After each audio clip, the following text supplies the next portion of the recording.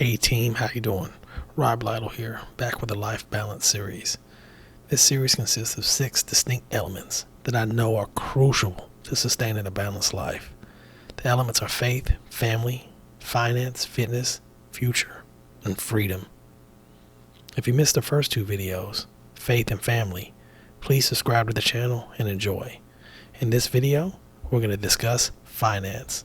Let's go. The number one thing that you have got to do is to get out of debt. Debt destroys us. It tears up our marriages. It destroys our health. It makes us less desirable to creditors. And it can hinder our future if we let it. So the first thing you got to do is you got to get out of debt. And debt for this time, for the purposes of this video, is not talking about a debt of gratitude. We're talking about the state of owing money to somebody else. So how do we get into debt? It just don't happen by accident. We spend and spend, and we have a culture of spending. Matter of fact, we have a culture right now where almost anybody, regardless of your credit score, can get credit on some type of card or payday loan or whatnot. And we've created this culture. I remember back when credit cards first came out and they became a commodity, you didn't even have to request for one. They sent you one in the mail. And the narrative was, you don't want to carry around cash. You want to carry around this card.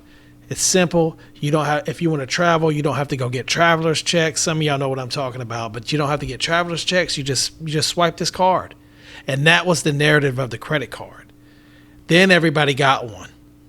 And now we all carry them in our wallets and in our purses. So we all have credit cards now. So when they got in the hands of the American consumer, the narrative changed for the credit card company.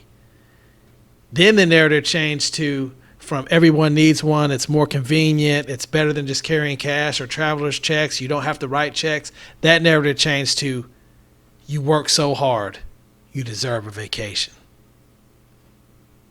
Here's your credit card. Use that. Pay us back later. And that's how we got into where we are with a society of we can spend now, we can spend more than we make, but it's okay because I still got a little bit left on my credit card. Well, that's a poverty mindset.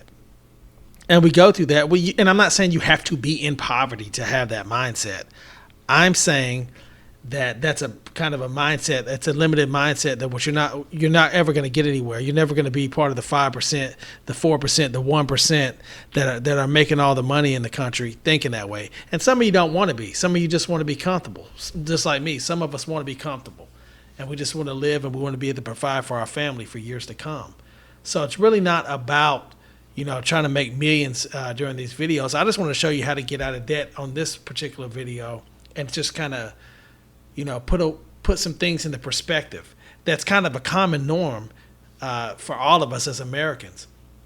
So the Federal Reserve 2019 survey of consumer and customer finance, it stated that ever since 2007, we remember those years if you've been around for a while, but Americans saved, this is 2007 now, Americans saved negative 0.2% of their annual income.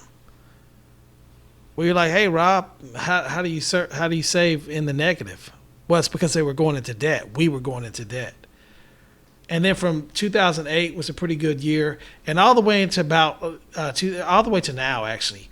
So Americans save on an average since 2008, 2009, 2010, 11, 12, 13, 14, 15, 16, 17, 18, and then last year 19. This data is accurate. Americans save 1% of their annual income. 1%. And when I say you saved that 1%, it's either in the savings account or that's including their investments. So us as Americans, we save 1%. Now you look at Japan and you pull their consumer reports. The average Japanese family, the average Japanese consumer saves 10 to 12% of their annual income. Now what's the difference? Well, it's that they teach that in their middle schools and their elementary schools, and it's in the home where, we save this amount and this is how much we're putting away and this is how much we're investing for the future. So I just want to throw some things out there and talk a little bit about it. And we're going to talk about how to conquer debt and just some things some financial pitfalls that you might be a little weary of when it comes to being in debt. Now, credit cards, they aren't all bad, and I'm going to talk about that later in the video when I talk about how to improve your credit score. But I just want to throw some things at you to think about when it comes to debt. They say the first roll of holes is get out. So the solution to debt is to have a plan. No one plans to be in debt, yet it occurs all the time. It happens all the time to all of us, including myself. We've all been in debt. And if you're in debt, you really need to sit down and ask yourself why. Is it job loss? Is it a divorce, bad health, and constant visits to the hospital and medication, or careless, reckless spending? The first step to get out of debt is to determine how and why we got into debt in the first place. So take a pen and a paper and sit down and list the reasons why you are presently in debt. And really think about it. Honestly assess yourself. And here's the thing. So once you realize why and how you got into debt, then you can formulate the attack plan of how to get out of it. But you got to get serious about it. You got to have some discipline about it, and you really got to be honest with yourself as you're writing this stuff down. The next thing you want to do is you want to really sit down and ponder what your take-home income is. And that's after taxes. Everything that you make, including wages, your tips, commissions, any checks you get from the government, your child support, disability, alimony. Try to know exactly how much money you bring home every month. Try not to use ballpark figures. So sit down, record all your take-home income and calculate that to find out what your total monthly income is. Now, after you've calculated all your total monthly income, you got to sit down and do the hard part, and that's thinking about your monthly expenses. What's your rent or mortgage payment? Your electric bill, your water bill, your phone bill, cell phone bills, cable, groceries, insurance, both auto, life, tithes, offerings, contributions, charity, any loans you have, student or credit loans, auto loans, your credit card payments, and then any other monthly expenses you can think of. Then you're going to have to total your monthly expenses. All right, now that we have consolidated our debt and our income, you have to determine a realistic savings and debt payoff plan. Set some goals for it. You got to find out if you have budget shortfalls or overage. And you do this by subtracting your monthly expenses from your income. If you determine that you're making more money than you're spending, well, congratulations. This amount can be earmarked for savings, or you can use it to pay off your debt a little bit faster. But if you determine that you're spending more than you're making, it's time to do some cutting so that you have something to save and you don't go further into debt. The best way to do it is to figure out where you can cut from your expenses by doing what I've referred to, what's commonly referred to as a monthly expense report. Just really, you track your spending. You see where your money's going. You can do it by looking at your bank statements and your credit card statements or whatever. But you shouldn't be using your credit cards if you don't want to go further into debt. Sometimes things seem insignificant, but you can do some cuts like snacks, coffee. For instance, if you spend about $5 a week on snacks, it adds up to about $600 or $260 some odd dollars a year. That's not insignificant over the long run. So that's just saving $5 a week. Imagine if you save $5 a day. One thing that you really have to have a clear picture of is where all your money goes. And then you got to be merciless in cutting expenses until your budget's back in the black. You cut enough so that you can save about 10 to 20% of your income each month for your savings and investments. If you're unable to cut a significant amount from your budget, consider ways to increase your income. Side hustles. Finally, now that your debt's paid off and you made some cuts to where you have an excess of 5, 10, 20% of your income left over, it's time to save. If saving were easy, then we all be millionaires.